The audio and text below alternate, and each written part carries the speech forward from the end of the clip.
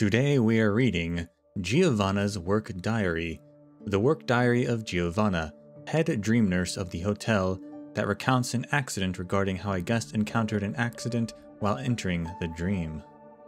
X23. Something strange happened today. Early in the morning, an alarm came through about an abnormality in a dream device installed in one of the rooms. The hotel immediately sent people to investigate and, after no answer was gained for quite some time, security personnel opened the door, only to find the room empty, with just a wide-open dream device operating by itself. We then launched an emergency search throughout the hotel, even asking people to confirm the status of the missing guest in the dreamscape. Fortunately, nothing was wrong with this guest inside the dreamscape, so at least for now, his body seems undamaged and his mind remains within Penacony. To protect the guest's mental well-being, we will not inform them for now. To address this, the hotel has dispatched a team to conduct close follow-up observations on the guest. We hope that his body can be found soon. X25. There have been some rumors around the hotel these days. I first caught wind in the tea room.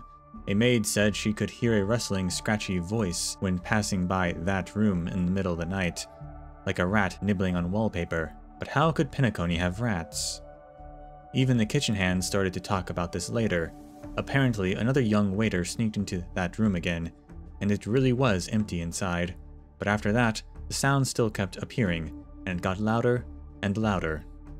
X26. Finally, I heard it myself, the sound they'd been talking about. The 3 hours I spent waiting outside that door wasn't in vain, after all. I slipped in before the sound disappeared. Everyone has been getting antsy recently because of that rumor about the guest who got eaten by the dream device and turned into a wandering specter. As the head nurse, it is my duty to clarify this ridiculous delusion.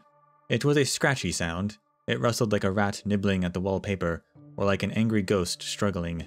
I looked back to see the guest room door still open. The sound came from behind the wardrobe over in the corner of the room, so I took a few steps over, and the sound got louder. I paused for a second, then I tried to call for him. Mr. Seeley. Then I heard a loud, rasping laugh.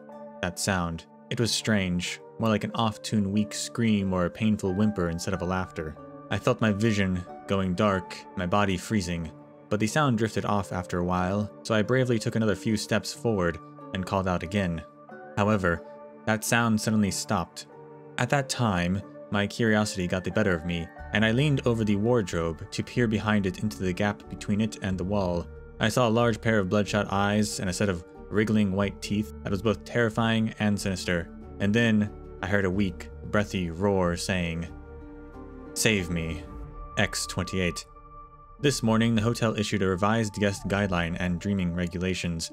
What happened to Mr. Seeley gave us all a wake-up call to recognize the flaws and oversights in our original workflow. For this purpose, we have made the following improvements.